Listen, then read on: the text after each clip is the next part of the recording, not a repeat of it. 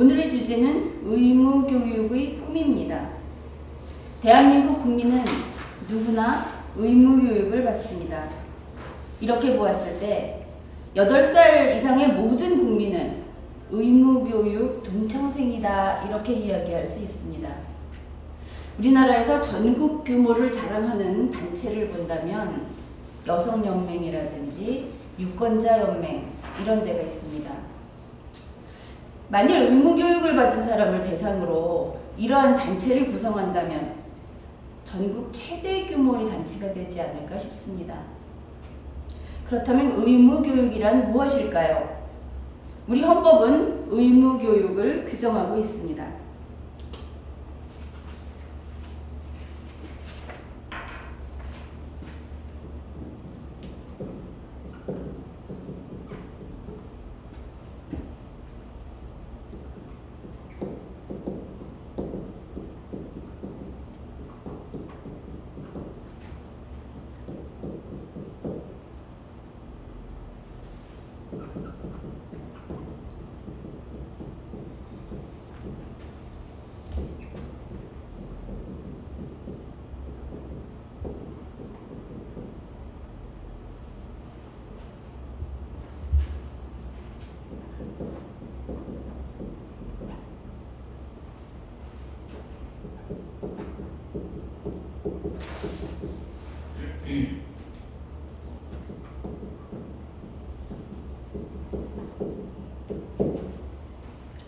헌법 제31조 제2항입니다.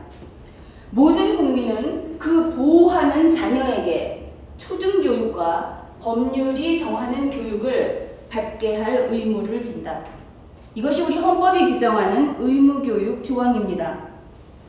우리가 쉽게 의무교육 이렇게 얘기를 하는데 의무교육이라는 것은 바로 교육을 받게 할 의무, 이것을 가리키는 것입니다.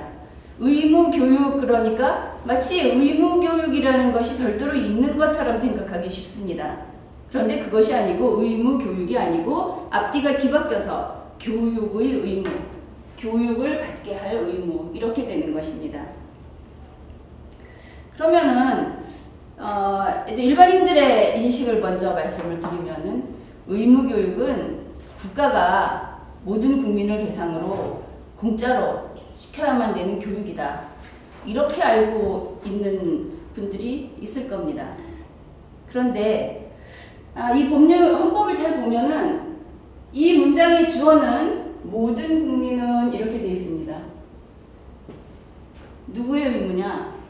국민의 의무입니다. 국가의 의무가 아니라 국민의 의무죠. 따라서 의무교육은 우리 국민들이 이행해야만 하는 것입니다. 그리고 국민 가운데 어떤 국민이냐 하면 보호하는 자녀가 있는 국민의 의무입니다. 여기서는 자녀라고 얘기를 하고 있지만 뭐라 그럴까요? 친생부모가 없는 그런 자녀 같은 경우, 그런 청소년이라든지 이런 아이들을 보호하는 곳이 있죠. 그런 시설. 그런 데에서 그 아이들을 보호하는 사람도 여기에 이 의무를 부담합니다.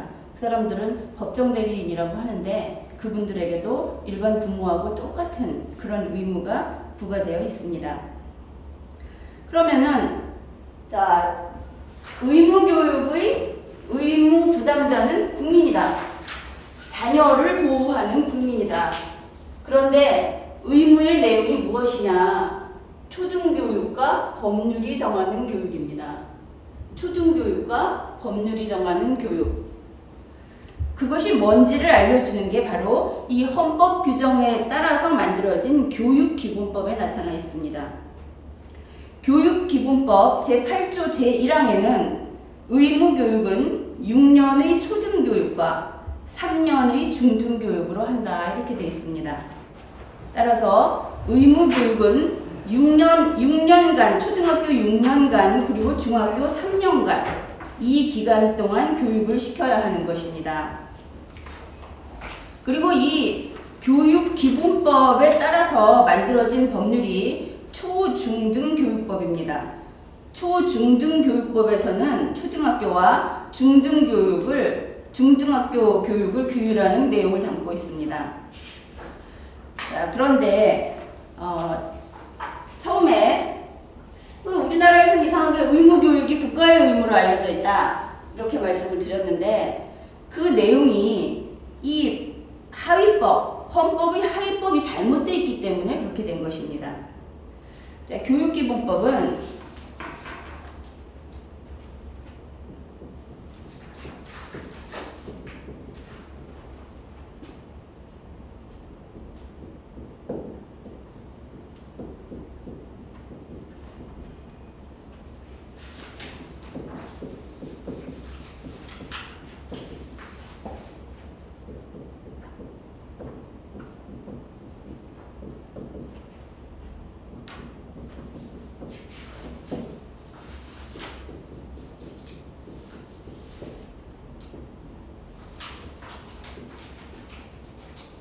이렇게 되어 있습니다.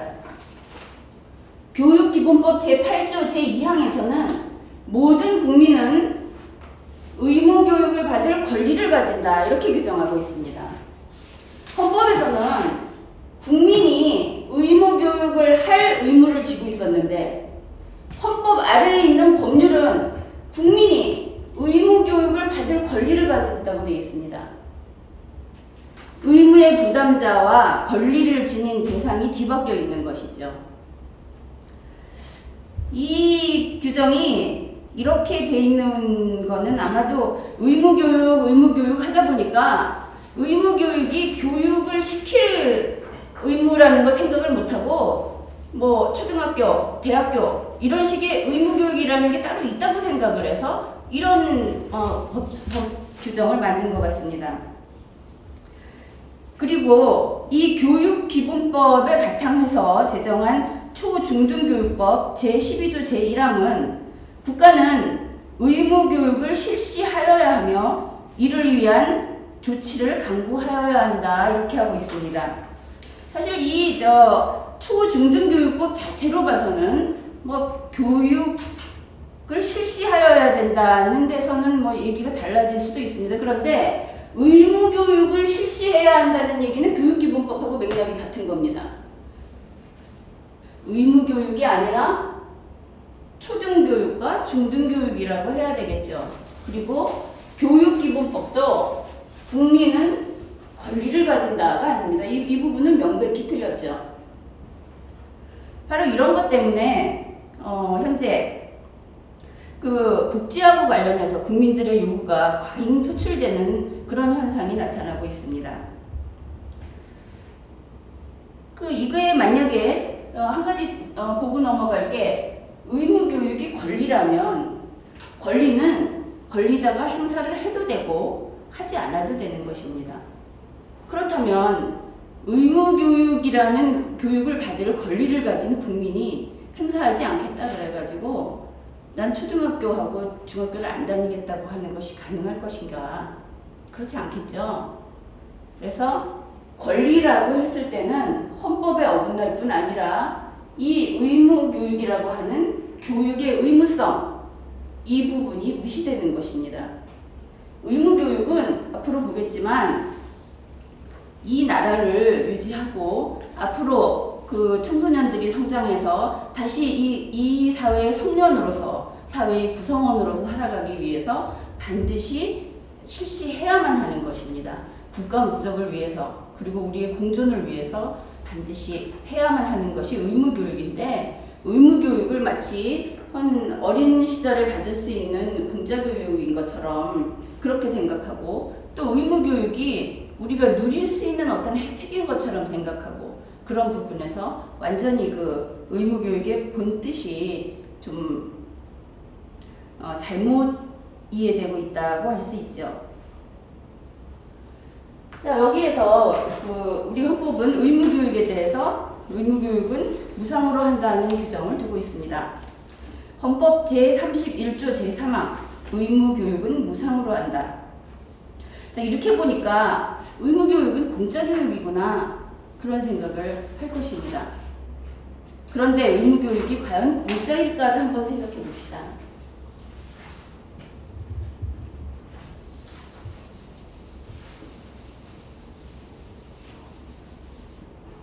자, 의무교육은 모든 국민의 의무입니다. 의무는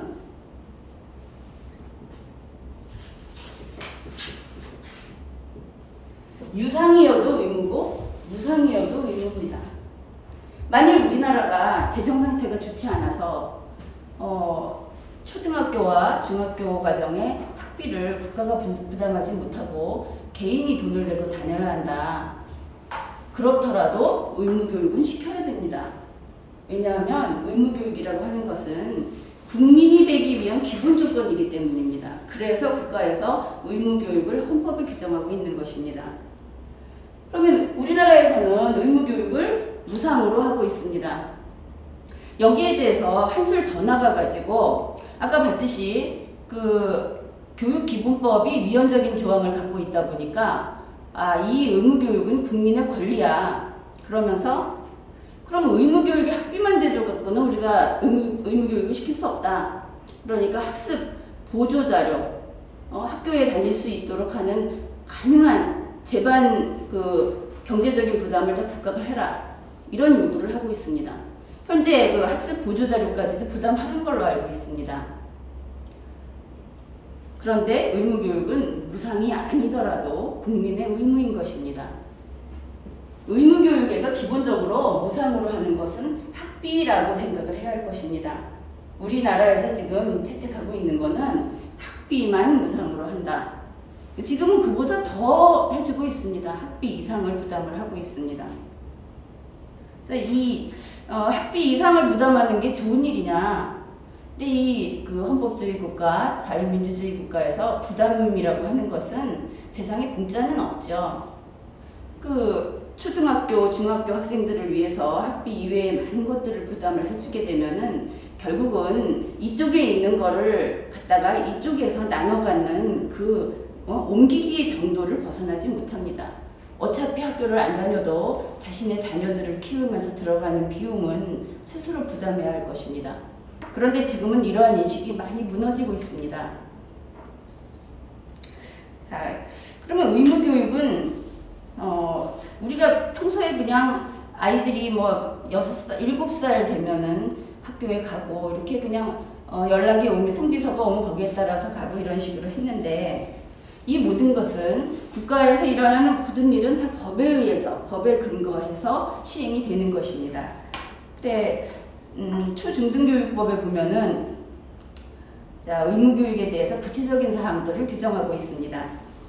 의무교육은 밤에도 할 수 있느냐? 초등학생이나 중학생이 밤에 수업을 해도 되는 것일까? 생각해 보셨습니까?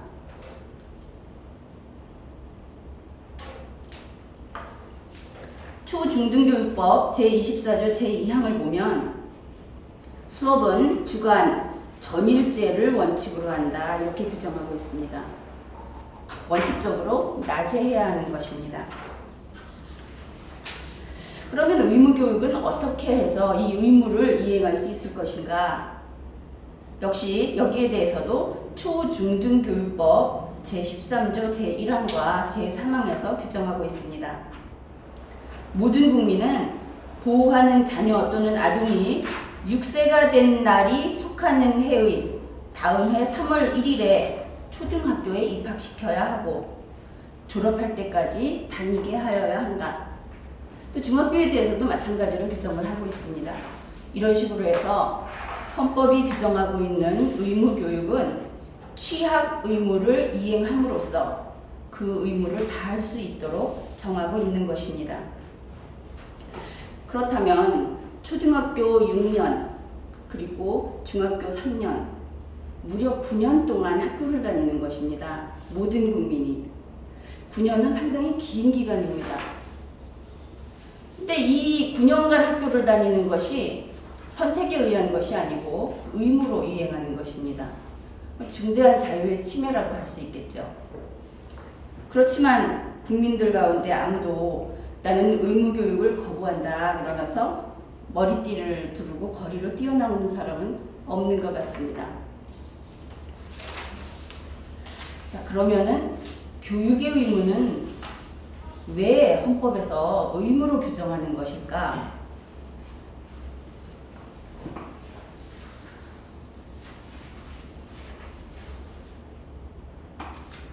이 문제가 나오게 되면은 이제 공부는 왜 해야 하는가 하는 그런 질문으로 이어지게 됩니다. 어린아이들이 학교 다니는 아이들이죠. 아이들이 모인 자리에서 애들이 종종 이렇게 얘기합니다. 우리는 왜 공부를 해야 하나요? 또 어떤 아이들은 공부하기 싫어하죠.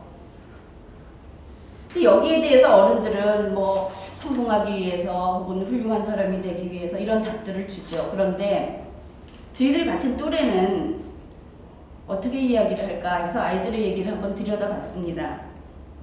그랬더니 한 번은 이제 중학교 2학년 아이가 공부는 왜 해야 하나요? 이렇게 물어보니까 중학교 3학년 아이가 대답을 했습니다. 저는 질문자보다 1년 더 산 학생입니다. 그러니까 인생의 1년 선배라는 거죠. 공부하는 이유는 대학 가려고 하는 겁니다. 대학은 성공하려고 가는 겁니다. 이렇게 얘기를 했어요. 그러면서 이 학생 얘기가 공부는 누구나 다 잘할 수 있는 겁니다. 남들 놀 때 주구장창 책을 붙들고 외우고 풀기만 하면 되니까요. 이런 답을 했습니다.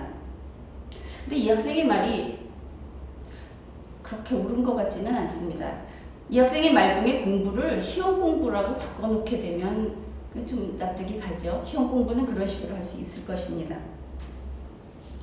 자, 이런 어린아이들의 공부에 대한 내용은 리걸마인드 9권 4발 달린 헌법하고 3권 웰빙의 리걸마인드에 보면은 여러 가지 에피소드와 함께 자세히 소개하고 있습니다. 그러면 공부는 정말 왜 해야 하는 것일까요? 이 문제에 대해서 생각을 해봅시다. 자, 공부라고 하는 게 의외로 굉장히 근본적인 문제하고 연결이 되어 있는 겁니다. 사람은 평생 공부하고 산다고 하죠. 근데 문득 그런 생각을 해봤습니다. 사람이 100년도 못 살면서 쇠나 돌에다가 어떤 조각품을 만들어서 남기는 것이라면 그게 또 그나마 남는다고 생각을 할 수 있을 것인데 그것도 아니고 스스로 자꾸 익히고 배우고 어떤 거에 대해서 깨닫고 자기 자신을 개발하고 오직 형체로 보이지도 않는 어떤 정신적인 성취를 만족하면서 그러면서 공부를 해가는 걸 즐기는 것이 이 인간이라는 존재가 아닌가.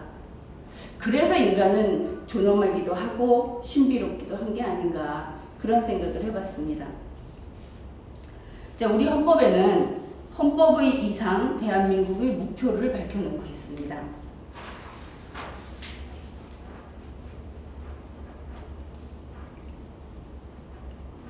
헌법 전문에 우리들과 우리들의 자손의 안전과 자유와 행복을 영원히 확보할 것, 이것이 우리 헌법의 이상이고 대한민국의 목표입니다.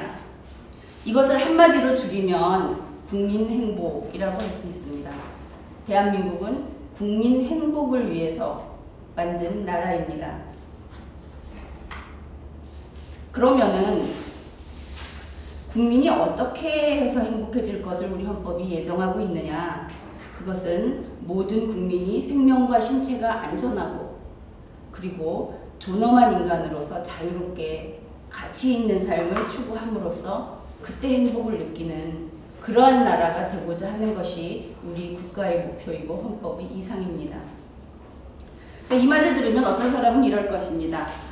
대한민국 그런 나라구나. 그러면 국가가 나를 행복하게 해줘.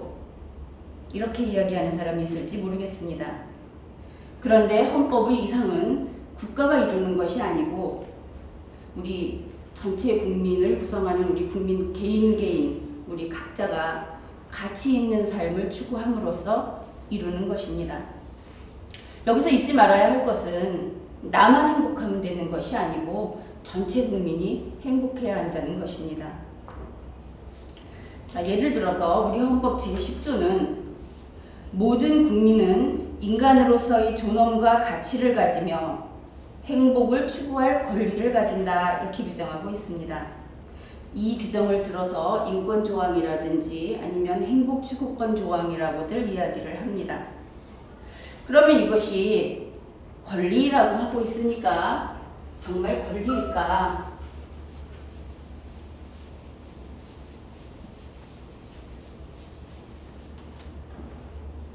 권리라고 하는 것은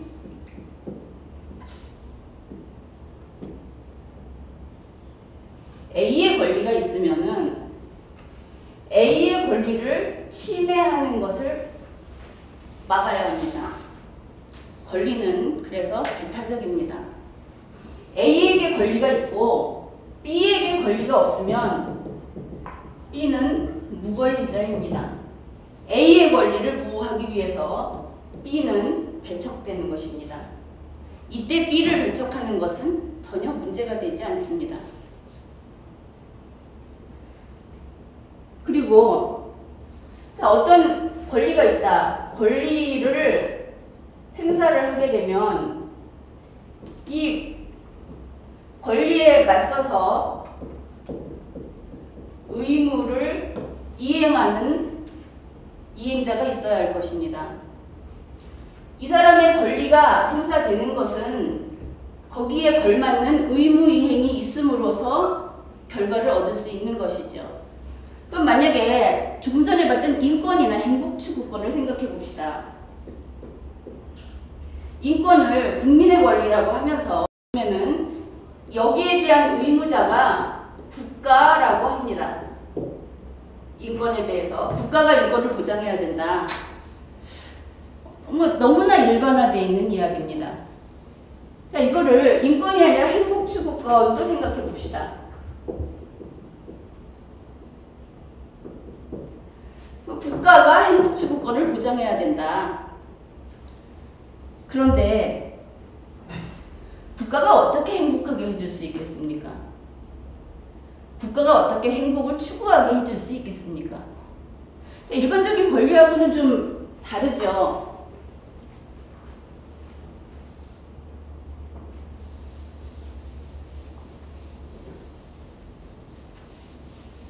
헌법에서 말하는 권리는 이런 것이 아닙니다. 자, A가 있을 때 내가 A의 인권을 침해하면 국가는 나를 규제합니다. 이렇게 함으로써 A의 인권이 보장되는 것입니다. 내가 B의 행복추구권을 침해할 때 국가는 나를 규제함으로써 B의 행복추구권을 지켜주는 것입니다. 헌법상의 권리라고 하는 것은 우리 조명으로 치면 간접조명 같은 것입니다. 내 권리를 지켜주고 내 권리를 적극적으로 행사할 수 있게 국가가 나서서 밀어주는 이런 것이 아니고, 왜냐하면 보통의 권리는 권리자와 무권리자가 있지만 이 헌법상의 권리는 우리 전체 국민이 모두 권리를 가지고 있습니다. 그런데 이 권리가 n분의 1로 나눌 수 있는 그런 권리가 아닙니다. 나의 권리도 100이고 이 사람의 권리도 100이고 이것이 헌법상의 권리입니다. 그러면 헌법상의 권리를 제약하는 것은 무엇일까요? 내가 100이고 상대방도 100이고 이 세상에서 대한민국 내에서 인권이 없고 행복추구권이 없고 헌법상의 권리가 없는 사람은 없다고 할 때 그 권리가 과연 있는 것입니까? 없는 것입니까? 헌법상의 권리는 이와 같이 권리를 침해하는 사람을 규제함으로써 그 권리가 온전히 보장되도록 하는 것입니다. 그런데 이 헌법상의 권리도 제약이 있습니다.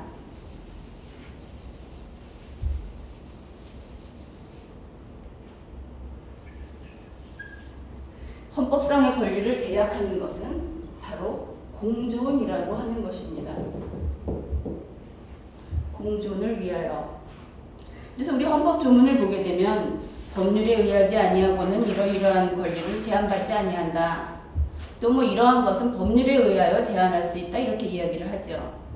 법률이라고 하는 것은 바로 공존을 담보하기 위한 약속이거든요. 그래서 우리의 그 국민의 권리를, 헌법상의 권리를 제한하는 것은 공존이라는 것을 알아둬야겠습니다. 자, 이렇게 보면은 지금까지는 공존이라는 게 참 좋은 것처럼 보이다가 갑자기 나의 자유를 제약하는 나쁜 녀석으로 보이는 거죠. 그럼 우리는 공존이라는 이 우리가 벗어날 수 없는 규제로부터 한번 도망쳐 볼까? 벗어날 수 없을까? 내 권리만 그냥 극대화시키고 아무 제약도 받지 않는 그런 상태로 가볼 수 없을까? 그런 생각을 해볼 수 있을 겁니다. 올여름에는 지금도 그렇지만 굉장히 날씨가 뜨겁고 비도 오지 않아서 항상 햇살이 강한 그런 날들이 계속되고 있습니다. 요새는 밖에 나가기가 쉽지 않은데 그래도 낮에 밖에 나가보면은 햇살이 강하다 보니까 그 모든 것들이 그 그림자도 더 진하게 보이죠. 다른 때보다. 그래서 한 번은 제가 그 탄천 산책을 간 적이 있습니다. 근데 거기를 가보니까 낮에 이렇게 더운데도 산책 나온 분들이 많이 있고 누구를 기다리고 있는 듯한 그런 아주머니도 있고 또 자전거를 타고 지나가는 사람도 있고 그런데 가만히 보니까 그 사람들에게 다 그림자가 있는 겁니다. 물속에 있는 그 새도 그림자가 있고 나무, 다리, 난간에도 그림자가 있었습니다.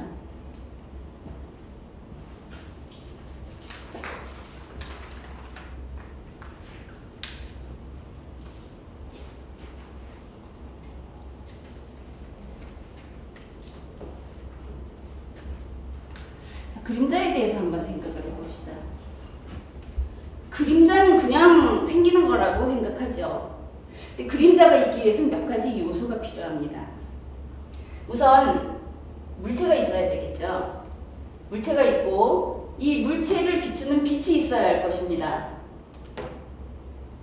그러면 빛은 물체에 막혀서 밑에 그림자를 만들게 됩니다. 그림자가 생기는 이 공간도 역시 필요하겠죠. 땅이 필요할 것입니다. 그림자가 나타나기 위해서는. 우리 자신을 이 나무라고 해봅시다. 우리 혼자만 있다면 그림자는 생기지 않을 겁니다. 그런데 우리를 비춰주는 태양이 있고 우리의 그림자를 비춰주는 땅이 있고 그리고 우리의 그림자가 있습니다. 그리고 이런 관계에서 그림자가 생기는구나 하고 봐주는 나 이외의 다른 사람이 있는 것입니다. 우리는 너무나 당연하게 나는 이름이 누구야, 내가 누군지 내가 아는 사람들 이렇게 나를 알고 있어 이렇게 생각을 하죠. 근데 그 사실 하나를 위해서는 얼마나 많은 관계가 있어야 하는가. 바로 우리는 이렇게 그림자가 있는 사람입니다. 사람들 가운데 그림자가 없는 사람은 없죠. 우리는 관계 속의 삶을 살아가고 있습니다. 나 홀로 살 수 없고 함께 살고 있는 것이죠. 이처럼 그림자 하나를 위해서도 우리는 이렇게 많은 관계 속에서 살고 있듯이 우리 대한민국에서 같이 살아가고 있는 전체 국민들은 이것보다 훨씬 복잡한 더 많은 사람들이 매번 얽히고 한 그런 관계 속에서 살아가고 있습니다. 우리들은 이미 서로 아무 상관없는 사람이 될 수 없는 겁니다.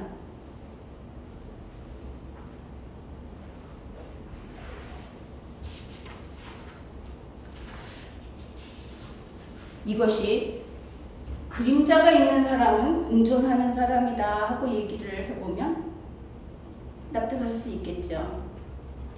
남하고 관계 속에 있으니까. 자, 이런 관계 속에 있을 때 우리가 서로 충돌을 한다고 생각해 봅시다. 이렇게 얽힌 관계에서. 그렇다면 하루하루가 굉장히 피곤할 것입니다. 나하고 저 사람은 엄연히 다릅니다. 다르다는 걸 용서 못하죠. 다르기 때문에 싫고 다르기 때문에 부딪히고. 그런데 처음부터 애초에 다른 사람이었지 않습니까?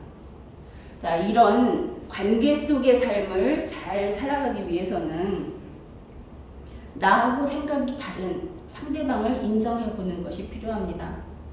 그런데 어떤 분들은 이런 이야기를 하면은 정말 천사처럼 그래 네가 오라 이렇게 얘기를 해야 한다고 생각하는데 그럴 수 없죠. 우리 자신이 제일 중요하죠.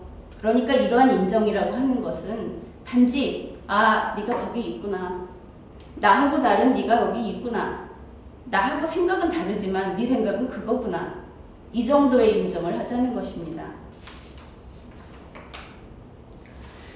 이렇게 살게 되면 아마 공존의 관계 속에서 평화롭게 살 수 있을 것입니다. 평화의 조건은 의외로 간단하지 않습니까? 싫든 좋든 우리가 몸담고 있는 이 사회에서 우리 주변의 모든 것들은 적어도 대한민국 국민, 우리 주변에 있는 사람들, 이런 사람들이 운명 공동체라는 것을 보여줍니다. 우리는 공존으로부터 도망갈 수 없습니다. 그러면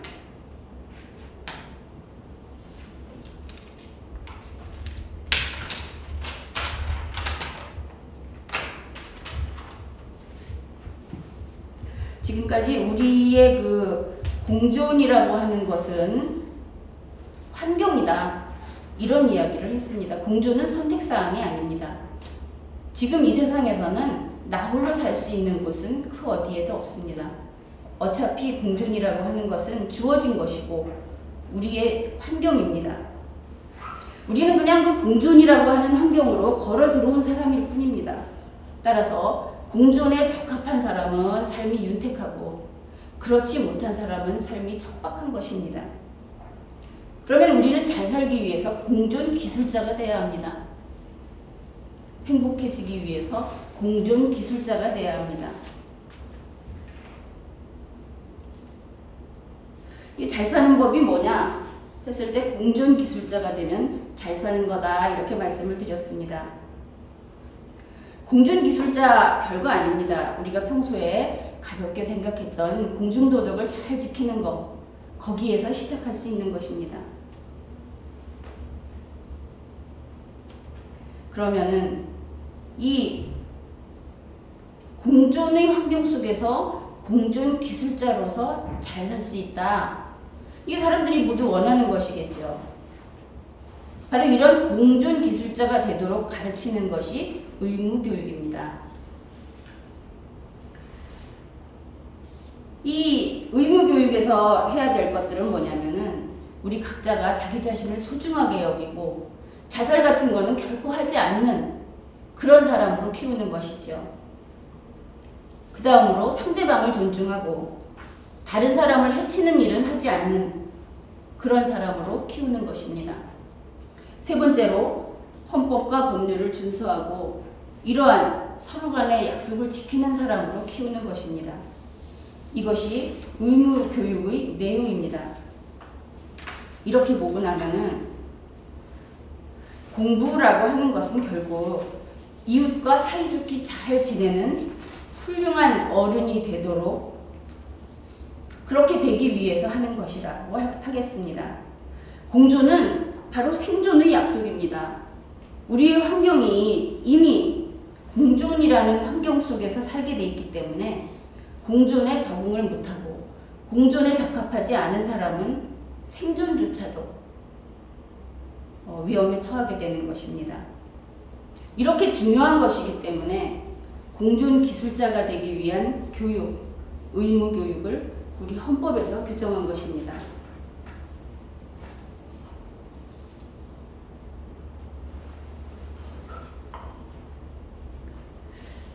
아이들이 처음 세상에 태어나면은 천사 같은 아이로 태어나는 것이냐? 그렇지 않다고 합니다. 처음에 세상에 태어나는 인간은 아주 자기만 아는 이기적인 존재로서 태어난다고 합니다. 그리고 주위의 부모와 가족으로부터 네가 최고야. 너를 위해서는 내 목숨이라도 바칠게. 뭐든지 다 줄게 하면서 온갖 사랑을 다 받으면서 자랍니다. 그런데 아이는 그 말을 듣고 자라면서 정말 내가 최고야.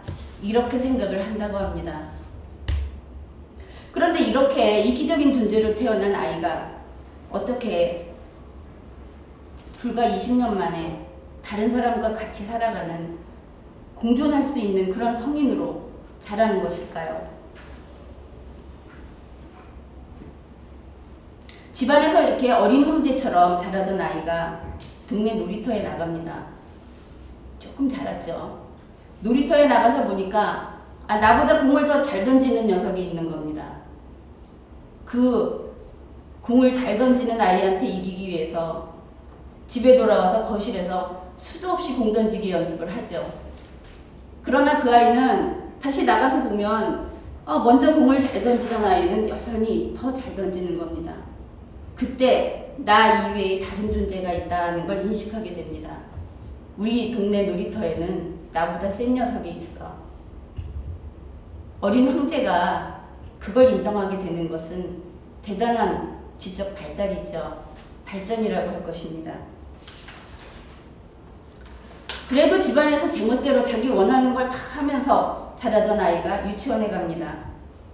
이 아이는 으스대면서 유치원에 가서 나한테는 세상에서 제일로 센 아빠가 있어. 세상에서 나만 최고로 아는 엄마가 있어. 이러던 아이가 유치원에 갔는데 유치원에 온 그 수많은 아이들 뒤에는 똑같은 엄마 아빠가 있는 겁니다. 아니 저 녀석도 세상에서 제일로 센 아빠가 있네. 예, 다른 사람의 존재를 그렇게 인식하게 되는 거죠. 자, 이런 상황에서 아이는 우리 엄마는 내가 세상에서 최고라 그랬는데 그 아이가 고민을 하게 됩니다. 내가 최고라는 말은 거짓말이었나? 지금까지 부모한테서 받았던 그 맹세들은 다 거짓이었나? 자, 아이는 그러면서 커가는 거죠. 자, 이 아이가 초등학교에 들어가게 됩니다. 그렇게 든든하던 아빠가 초등학교에 갔더니 친구 아빠한테 머리를 숙이면서 부장님 합니다. 우리 아이는 그냥 머리도 안 좋고 보통이에요. 대개 아드님은 총명하게 보이네요. 아이는 배신감을 느낍니다. 우리 아빠가 최고였는데. 자, 이렇게 아빠가 이제 별거 아니구나 이런 생각을 할지도 모릅니다. 그러나 이 모든 과정이 함께 사는 세상에 대한 학습 과정입니다. 이렇게 아이들이 커가면서 스스로 답을 찾기도 하고 책을 읽으면서 또 주위 사람들한테 도움을 받아서 답을 찾아갑니다. 그렇게 해서 성년이 되고 사회에 나오게 되면 우리들은 그러한 어릴 때 다 누구나 한 번씩은 황제였던 우리들은 나 이외에 다른 사람도 나만큼 훌륭한 사람들이고 그 사람들하고 우리가 같이 살아간다. 우리는 모두 이 대한민국이라는 국가 안에서 한 시대를 같이 살아간다. 그리고 내가 아무리 죽기 살기로 덤벼도 안 되는 일은 있더라. 그러면 현명하게 다른 일을 찾아갈 수도 있는 그러한 성인으로 자라는 것입니다. 부모는 자녀에게 있어서 인생의 선배입니다.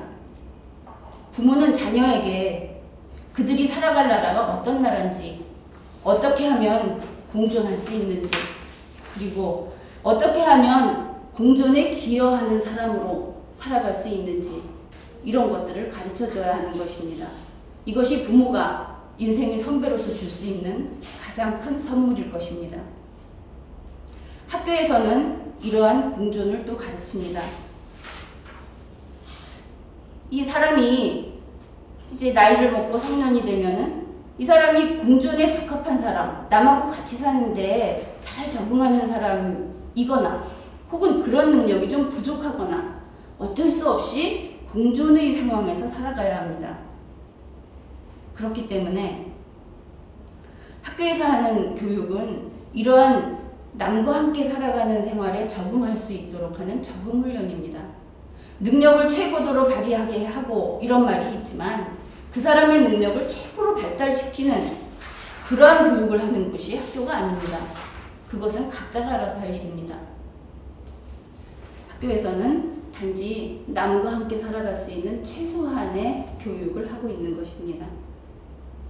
자, 이것이 바로 초등학교와 중학교 과정에서 하는 의무교육입니다.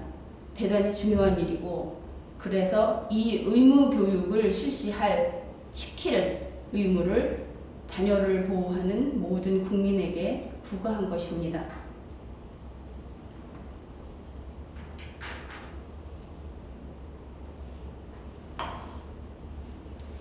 자, 우리 헌법과 법률은 학교교육 가운데 초등교육과 중등교육을 의무교육으로 규정했습니다. 이러한 초등교육과 중등교육, 이 교육을 담당하는 사람이 바로 교육감입니다. 그리고 그러한 일을 하는 사람이기 때문에 교육감은 우리 주민들이 직접 선출합니다. 교육감은 국민이 반드시 갖춰야 할 리걸 마인드를 교육시키고, 그리고 미래 세대를 공존에 적합한 국민으로 키워내는 그러한 임무를 담당하는 공직자입니다. 그래서 교육감은 우리 국민들이 주민의 지위에 있을 때 애정을 가지고 그 사람이 일을 얼마나 잘하는지 항상 살펴봐야 하는 그러한 공직자입니다. 근데 최근 우리나라에서는 그 서울시 교육감이 그 범죄를 저질러서 사회적으로 주목을 받게 됐던 그런 사건이 있었습니다. 언론에도 이미 보도가 돼 있었지만 이런 중요한 일을 하는 교육감에 대한 사건은 언론 보도만 믿고 있으면 안 됩니다. 학부모들이 직접 판결문 원본을 찾아서 읽어야 할 것입니다.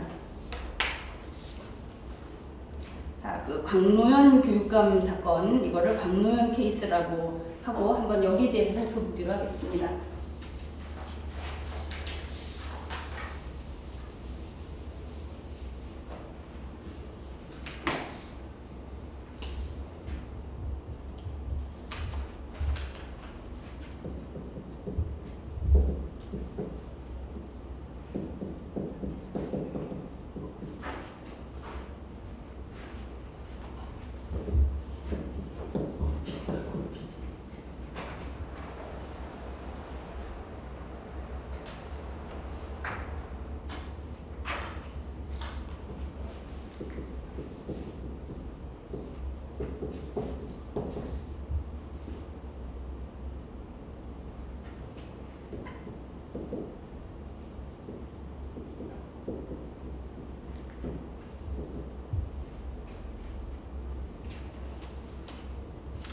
자, 2010년 서울시 교육감 선거에 소위 그 진보 진영이라고 하는 쪽에 광노현 후보와 박명기 후보가 출마를 했습니다. 광노현 씨는 그 전에 방송통신대학교의 법학 교수였고 박명기 씨는 또 대학 교수였습니다. 자, 이렇게 두 사람이 후보로 있는 상태에서 보수진영이라고 하는 보수진영 쪽에 이원희 후보가 있었습니다.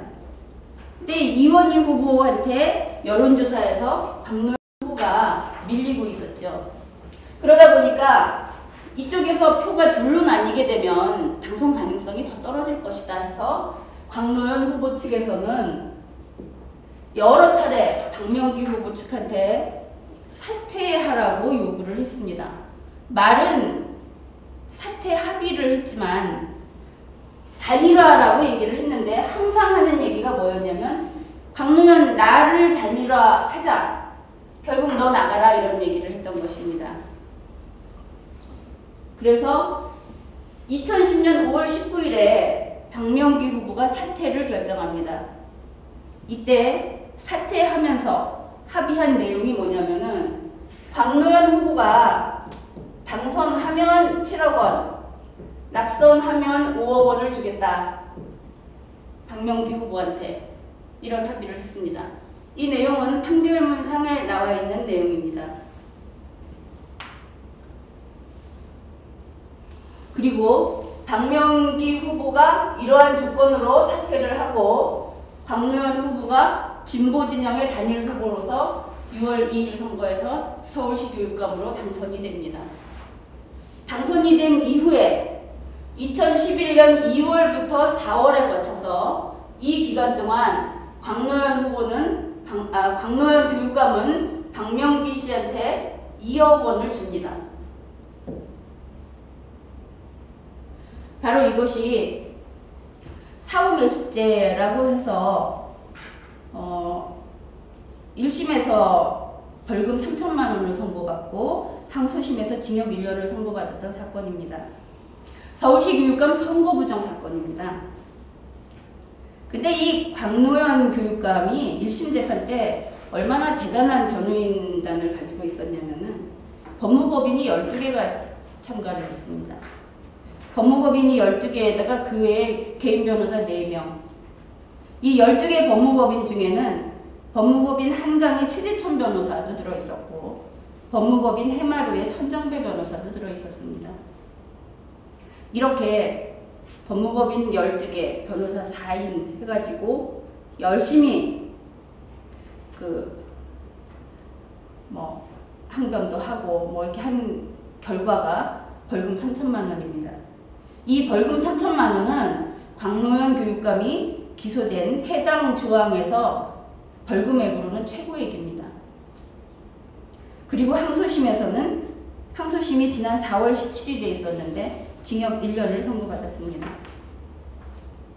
자, 이 광노현 사건에서 쟁점이 몇 가지가 있는데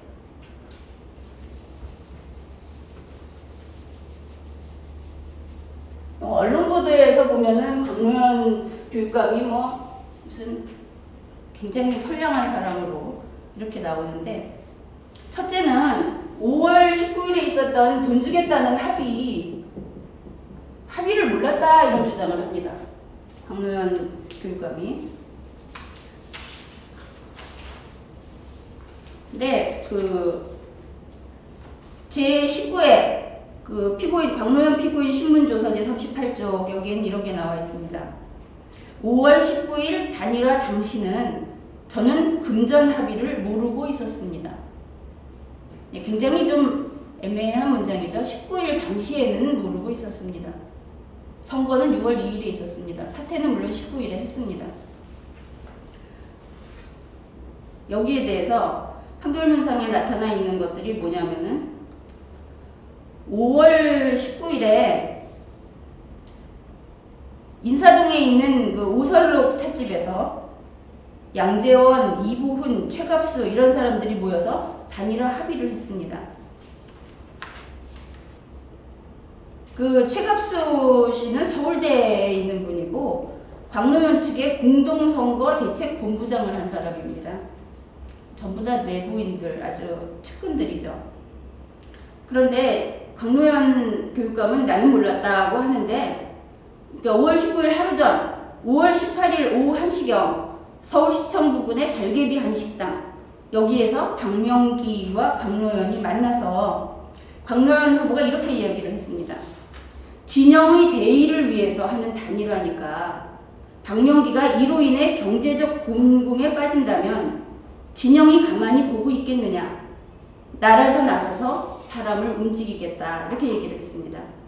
이게 2012도 248 판결문의 내용입니다.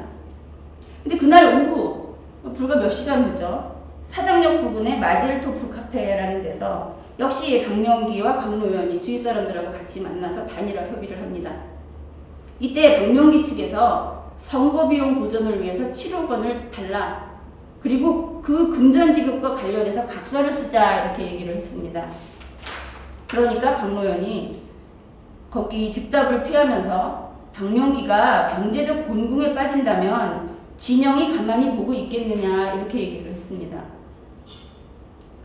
몰랐느냐? 법원에서는 알았다고 인정은 안 했습니다. 그러나 이 내용을 일반 국민들이 안다면은 결백하다고 생각은 하지 않을 것입니다. 우선은 그 합의에 대해서 나는 몰랐다. 내 밑에 사람들이 선거 대책 본부장이 알아서 한 거다 이렇게 얘기를 했고 그 다음에 두 번째로 광노현 교육감이 주장한 게 뭐냐면은 이거 이런 법이 있는지 몰랐다. 그러니까 후보 사퇴한 후에 돈을 주면 안 되는 건지 몰랐다. 이런 주장을 합니다. 이때 법정에서 광노현 피고인 조서 14쪽 내용이 이런 것입니다. 나는 법학자이지만 소송법 그 중에서도 이른바 악인의 법이라고 할 수 있는 형사법에 대해서는 전혀 관심을 두지 않았다.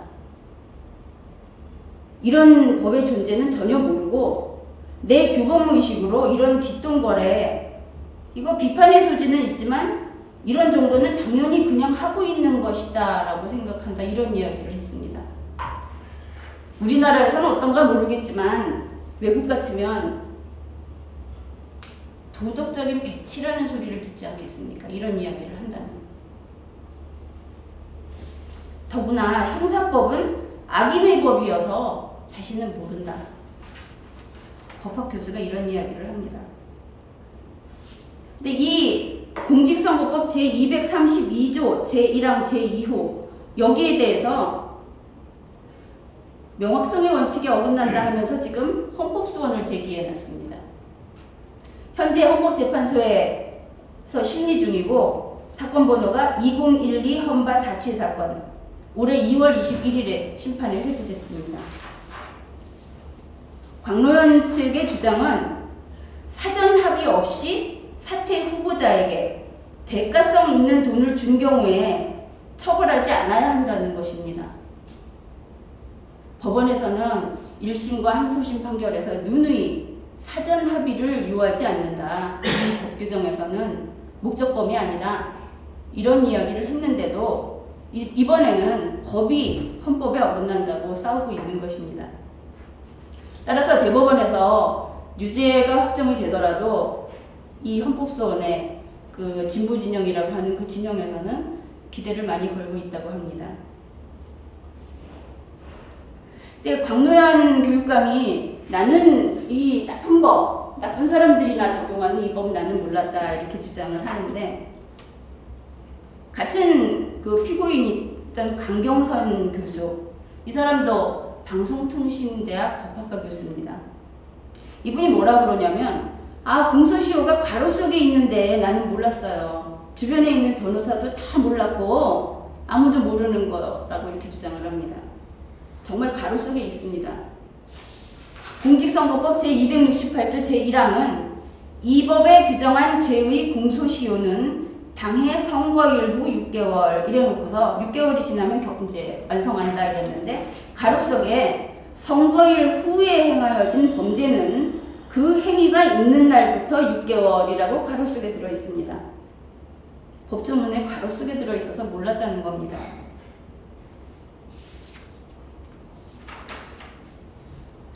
이 광노현 교육감의 그 사고방식이 상식적으로 도저히 납득이 안 가는 게 뭐냐면은, 역시 이 19회 공판조서 피고인 신문조서 54쪽에서 이런 내용이 있습니다.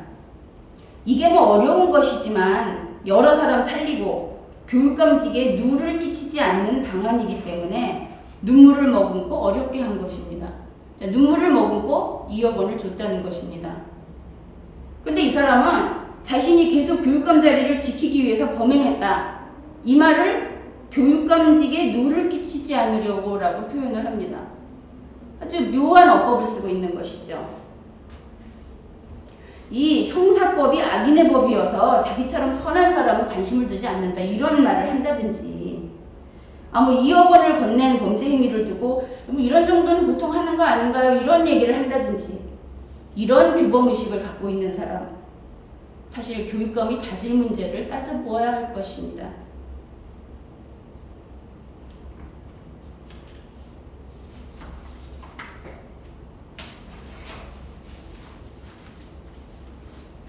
광노현 케이스에서 가장 좀 흥미로운 것이 뭐냐면 세 번째, 2억 원을 기부한 것이다 라고 주장한 부분입니다.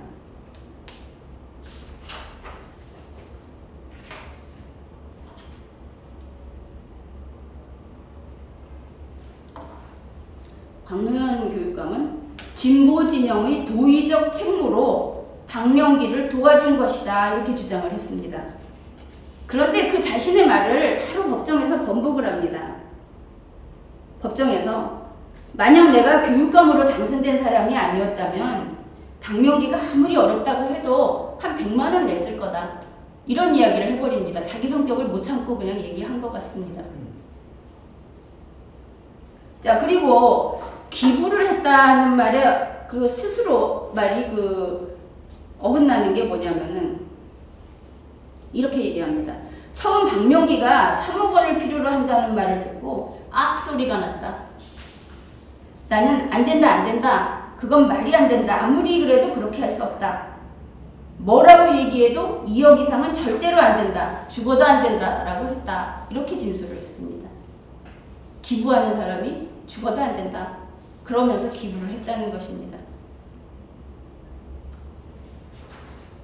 당연히 이 2억 원을 준 거에 대해서 진보진영이나 뭐 일반인들도 그렇게 생각하겠지만 박명기 스스로 이렇게 얘기합니다. 내가 후보를 사퇴해서 진보진영의 교육감이 탄생했기 때문에 2억 원 준 거다. 대가성이 있다고 인정한 거죠. 법원에서도 대가성을 인정했습니다. 자, 그런데 기부한 거다라는 주장이 더 확실하게 깨지는 것이 있습니다.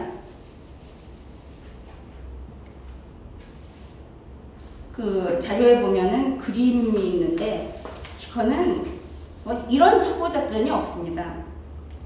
강노현 교육감은 처음에 아는 사람한테 1억 원을 융통을 합니다. 그리고 자기 처인 정희정에게 1억 원을 조금씩 인출을 해서 모아라 이렇게 얘기를 했습니다. 증거 남길까봐 그런 것이죠. 그렇게 해서 2억 원을 박명기한테 준 다음에 2월부터 4월까지 박명기한테 2억 원을 주고 4월부터 다시 2개월 동안 이모저모로 해서 돈을 모아서 4천만 원을 모읍니다. 그래서 그거를 처음 빌린 1억 원을 빌린 사람한테 갚습니다.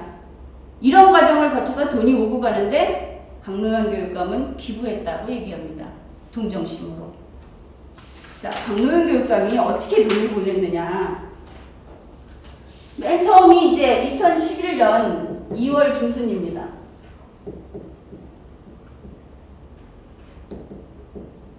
자기 처한테 돈을 주죠, 맨 처음에.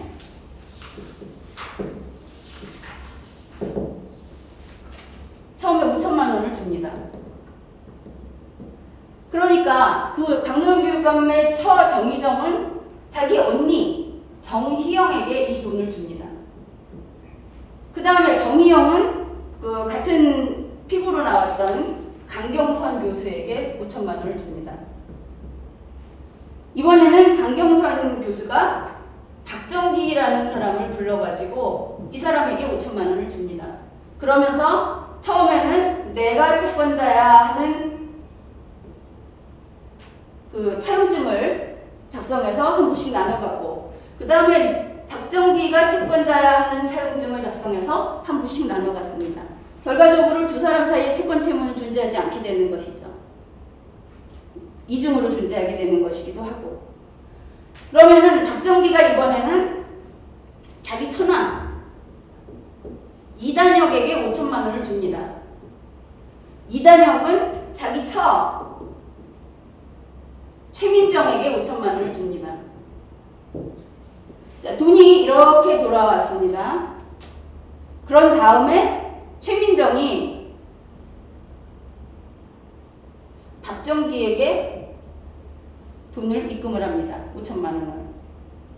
그럼 이번에는 박정기가 박명기, 피고인, 돈 받은 피고인이죠. 박명기에게 5천만 원을 보냅니다. 자, 이렇게 해서 한 건을 보냈습니다. 그 다음에 3월 7일, 요번에 또 4천만 원을 강노현이 자기 처, 그 다음에 처의 언니, 그 다음에 강경선, 박정기, 이단혁, 최민정을 거쳐서 박정기에게 보낸 다음에 다시 박명기에게 보냅니다. 똑같은 일을 3월 10일에도 했습니다. 더 흥미로운 거는 3월 10일에는 이런 복잡한 과정을 거쳐서 단돈 100만 원을 보냈습니다. 마치 그 사채꾼에게 시달리는 사람 같은 심정으로 보낸 것이 보입니다. 그 이유는 박명기가 이때 이제 은행에서 카드론을 쓰고 선거자금으로 썼기 때문에 그 카드론을 막아야 돼갖고 그 날짜별로 돈이 들어가야 했던 것입니다. 그래서 이렇게 2월 중순, 3월 7일, 3월 10일, 3월 24일, 4월 6일, 4월 8일 이렇게 두 달 동안에 2억 원을 이런 과정을 거쳐서 보냅니다. 무슨 기부를 이렇게 합니까?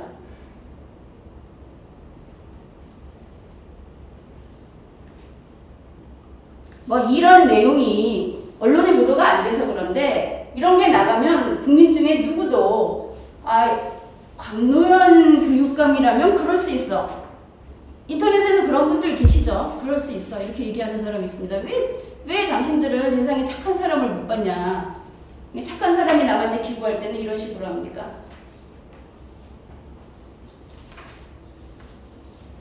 박정기는 누구예요? 박명기 형인가?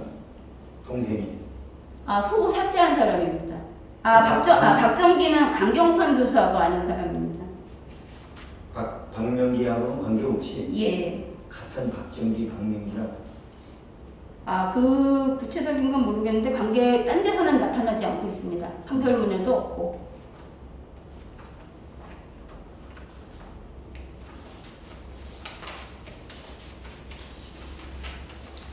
자, 이것이 광노현 케이스의 대강의 내용입니다.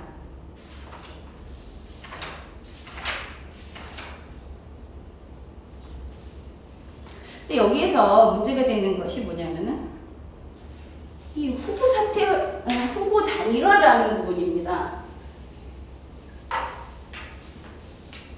사람들은 어떤 기회만 있으면 자꾸 나쁜 꾀를 더 이렇게 낸다고 할까요? 2010년 6월 달에 있었던 그 지방선거, 그때 야권에서 단일화를 많이 했습니다. 막 정당을 넘어서서 단일화를 했죠. 이런 일이 있고 나서부터 그전에도 다소 있었습니다만 이 선거 때마다 후보 단일화라는 게 자꾸 등장을 합니다. 이 단일화라는 게 자연 발생적인 것일 때는 별 문제가 되지 않습니다. 그런데 지금 나타나고 있는 단일화는 대부분 기획 단일화입니다. 어떤 진영의 승리를 위해서 아니면 어떤 사람이 그 자리에 가게 하기 위해서 이런 기획 단일화를 합니다. 그런데 기획 단일화는 대개 불법 내지 탈법과 연관이 되어 있습니다.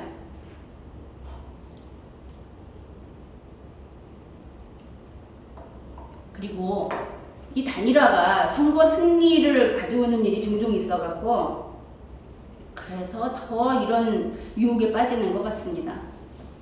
광노현 케이스 경우를 보면은 그 후보 단일화 전인 2010년 5월 17일 여론조사를 보면 이원희 후보가 지지율 7.0%로 1위, 광노현 후보가 지지율 6.7%로 2위였습니다. 그런데 이 뒷동거래를 해서 후보 단일화를 한 이후에 광노현 후보가 이원희 후보를 1.1% 차이로 누르고 당선이 됩니다. 바로 이 5억 원이다, 7억 원이다 하는 이런 뒷거래가 이루어지는 것은 이런 단일화가 선거 당선으로 연결된다는 바로 그런 점 때문인데 후보자 개인은 선거에서 투표 결과로 평가받는 것입니다. 단일화로 투표 결과를 바꾸는 것은 선거 제도를 침해하는 것입니다. 따라서 선관위는 공공연히 행해지는 이 기획 후보 단일화 이것을 엄격하게 규제해야 하겠습니다. 현재 12월 대선을 앞두고 또다시 단일화 열풍이 불고 있습니다. 선관위 홈페이지에 들어가 보면은 선거 자료에 이런 게 있습니다. 나는 어느 후보와 단일화하기 위해서 사퇴한다. 이런 사퇴 이유를 밝혀놓고 있습니다. 아예 어떤 그 경각심조차 없는 것입니다. 선거가 무엇인지, 사퇴를 그런 식으로 해도 되는 것인지. 보통 단일화라고 하는 것은 A, B, C 후보가 있을 때 B가 사퇴하겠다, C가 사퇴하겠다 이렇게 해서 A만 남게 됐을 때 자연 발생적으로 단일화가 됩니다. 여기하고 대립하는 어떤 팀이 있겠죠. 이렇게 될 수 있을 것입니다. 이것이 자연 발생적인 단일화입니다.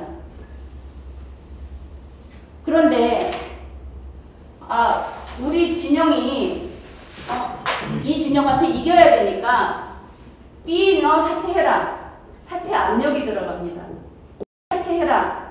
사퇴 압력이 들어갑니다. 이걸 위해서 야권에서는 가서 시위도 하고 앞으로 지지하지 않겠다는 어떤 성명서도 발표하고 이런 것도 합니다. 물론 보수 진영도 그런 면이 없다고는 할 수 없죠. 자, 이렇게 되면은 이 사람들이 사퇴하고 A로 단일화가 됩니다.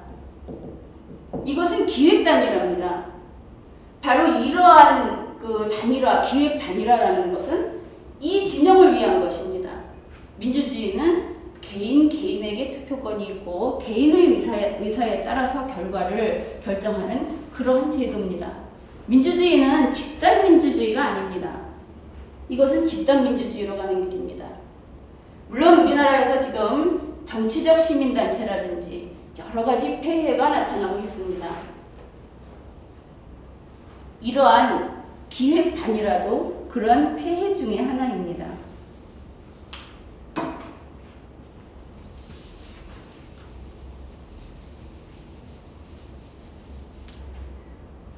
뭐 이유야 여러 가지가 있겠죠. 우리가 정당하니까, 우리가 더 오르니까 우리 쪽 후보가 당선이 돼야 돼 이렇게 이야기를 하겠지만, 선거라는 것은 객관적이고 공정한 경쟁을 통해서 그 결과를 이루어내야 하는 것입니다. 우리가 옳다면, 우리의 후보가 정말 정당하고 옳다면 우리가 승리할 것입니다. 그러한 편법을 쓰지 않도록.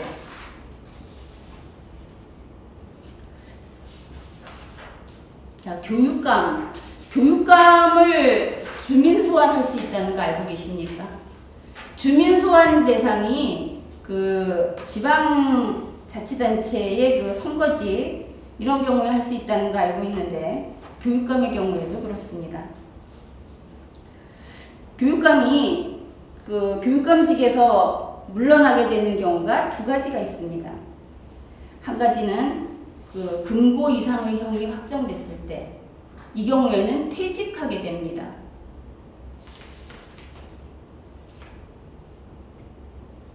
우리 지방교육 자치에 관한 법률, 또 공직선거법, 이 지방교육 자치에 관한 법률이 공직선거법을 준용하고 있습니다. 이 두 가지 법률에서 교육감이 금고 이상의 형이 확정됐을 때 퇴직하는 것을 규정하고 있습니다. 그 다음으로 주민 소환으로 교육감을 해임할 수 있습니다. 이 두 가지는 별개의 사안입니다. 광노현 교육감이 앞에서와 같은 그러한 범죄 행위로 유죄가 확정이 돼서 교육감직에서 퇴직한다 하는 것은 개인의 범죄 행위에 대한 처리 결과입니다. 그러나 주민이 주민 소환으로 해임을 한다는 것은 주민이 투표로 선출한 선거직 공직자에 대한 신임을 철회한다는 의미로서 이것은 중요한 의미도 있고 또 별개의 사안입니다. 따라서 동시에 추진할 수 있는 것입니다.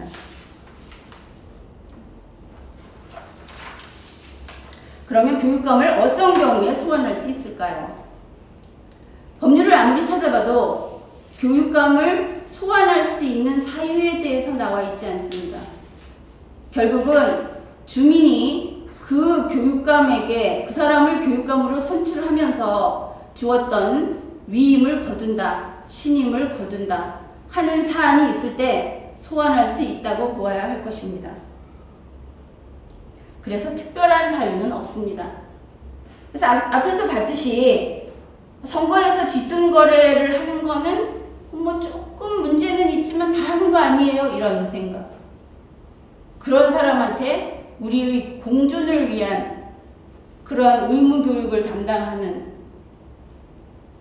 교육감직을 하도록 내버려 둘 수 있겠습니까?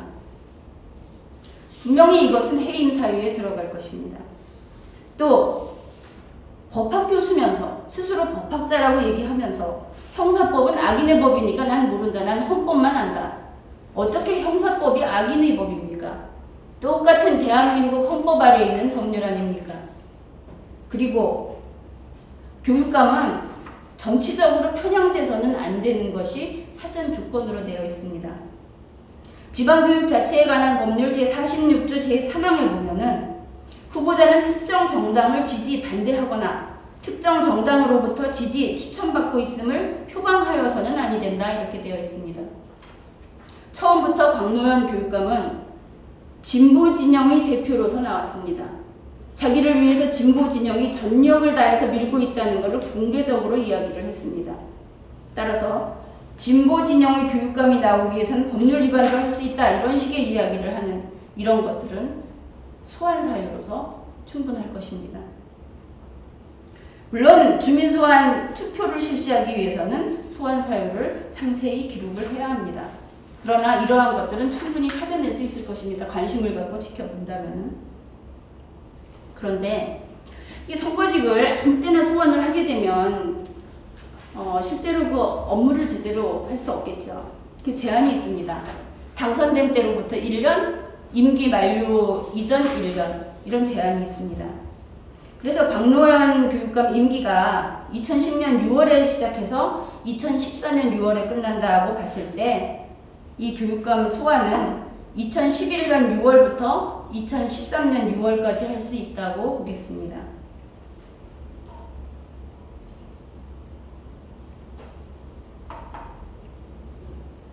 자, 우리가 함께 사는 세상에서 공존을 위해서 갖춰야 할 것이 리걸마인드입니다. 리걸마인드 별게 아니고 당신이 거기 있군요. 이런 뜻이라고 말씀드렸습니다. 상대방 존중인 것입니다. 그리고 이 최소한의 리걸마인드를 규정해 놓은 것이 헌법과 법률입니다. 공존을 위해서 우리는 헌법과 법률을 잘 알고 있어야 하겠습니다. 사람들은 변호사를 법률 전문가라고 합니다. 그런데 엄밀히 말하면은 변호사는 소송 전문가입니다. 법 절차를 잘 사용할 수 있는 사람이죠. 그러면 법률 전문가가 아니라면은 그런 변호사를 믿고 어떻게 사건을 맡겨? 이런 얘기를 하겠죠. 그렇게까지 극단적으로 볼 것이 아니고 이 소송에는 변호사 외에도 또 법률을 잘 알고 있는 판사와 검사가 참가를 하고 있습니다. 변호사한테 모든 걸 믿고 맡긴다. 이러한 태도는 잘못된 것입니다. 법치주의 국가에서는 우리 국민 한 명 한 명이 법률 전문가여야 합니다. 예를 들어서 식당을 하는 사람입니다. 그 사람이 그 식당과 관련된 법률에 대해서는 잘 알고 있어야 합니다. 많은 고객들이 그 사람을 믿고 와서 음식을 먹어주지 않습니까? 그런데 이러한 음식 재료를 쓰면 인체에 해롭다, 건강을 해치는데 나는 몰랐다. 그런 법이 있는지 몰랐다. 이런 얘기를 하면 안 되는 것입니다. 또 법률 전문가, 법률 이론을 연구하고 그런 학자들, 법학자들도 법률 전문가라고 할 수 있겠지만 그런 의미에서 진짜 법률 전문가는 바로 여러분들입니다. 우리 국민들입니다. 당신이 그 업무로 변호사를 찾아갈 때 아주 특수한 분야에 자기가 그 직업을 갖고 있다.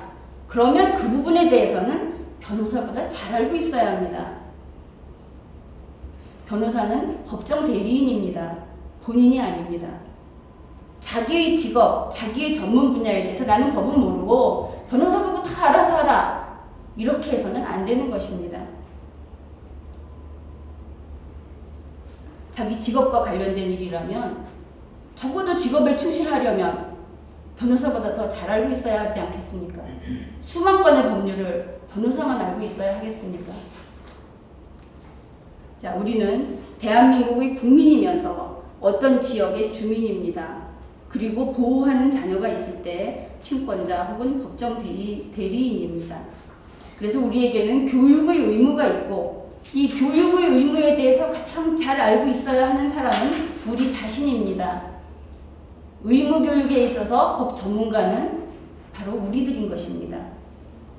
이것을 위해서 우리가 지금까지 살펴봤듯이 헌법 해당 조항, 교육기본법, 초, 중, 등교육법, 지방교육자치에 관한 법률, 지방자치법 이런 것들을 알고 있어야 하는 것입니다. 우리 국민들이 주권자다, 국민이 그 국가 운영을 담당한다, 대단한 권력자다 그런 이야기를 했는데 다들 그 지위에 걸맞는 노력을 해야 하는 것입니다. 의무교육은 공존에 적합한 사람으로 미래 세대를 교육하는 것입니다. 우리 의무교육의 꿈은 5천만 국민 한 사람의 행복입니다. 그래서 헌법과 법률을 지키는 당당한 사람, 다른 사람과 공존하는 좋은 이웃, 그리고 개성을 발휘해서 유행이나 시류에 편승하지 않고 각자 자기한테 맞는 이것이 가치 있는 삶이다라고 하는 그러한 가치관을 정립한 사람, 그리고 성실한 사람이 되어야 하겠습니다. 행복은 돈이나 명성이나 경쟁과는 거리가 먼 개념입니다. 행복은 각자가 아무에게도 방해를 받지 않고 가꿀 수 있는 우리의 소중한 정원입니다. 여러분 모두 행복하시기 바랍니다. 오늘은 여기까지 하겠습니다.